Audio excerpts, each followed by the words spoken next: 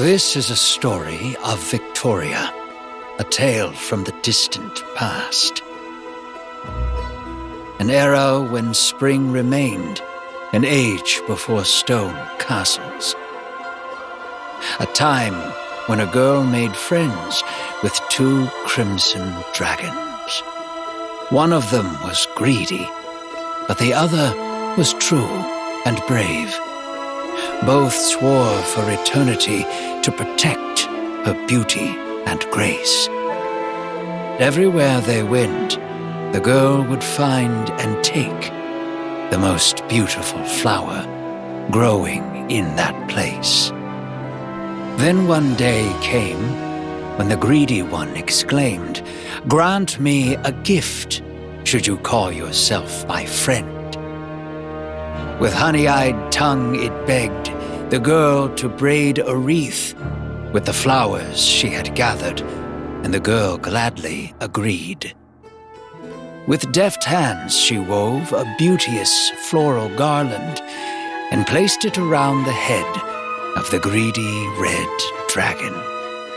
Yet the dragon of courage said, "No boon for me, no gift do I need. Our journey is incomplete, and there's much for us to see."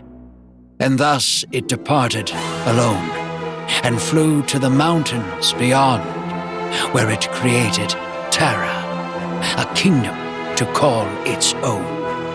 The flowers that thrive here grow in no other land. The domain was deemed perfect to adorn the girl's fine hand. The wind told the greedy one of its kin's great findings. Speedily it flew towards Terra with the girl upon its wings.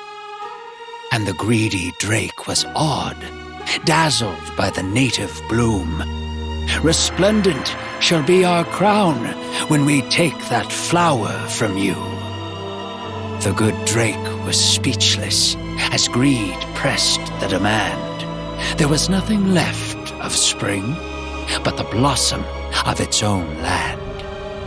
Long battled the dragons, a feud of naught but woe, but greed emerged triumphant. The flower was then bestowed. Though the blossom suffered wounds and several petals were shed, it became the brightest jewel upon the greedy dragon's head. The girl secretly wept, watching her friends fight and bleed. Then a lion snuck to her, giving whispers that soothed her grief.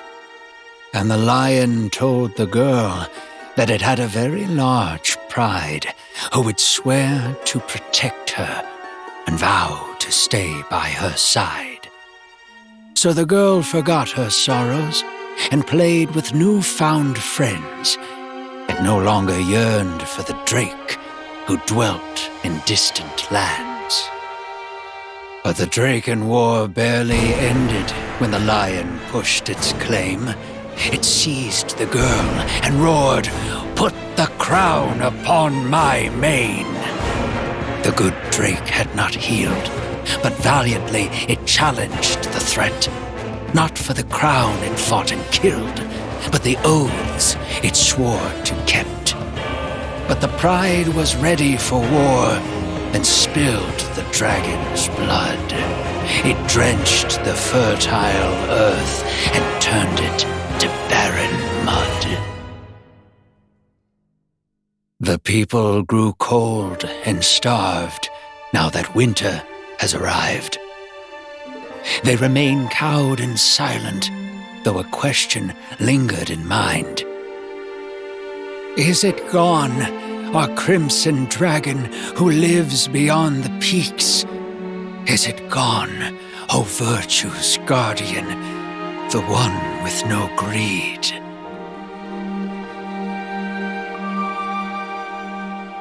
Are you listening, Lakshini?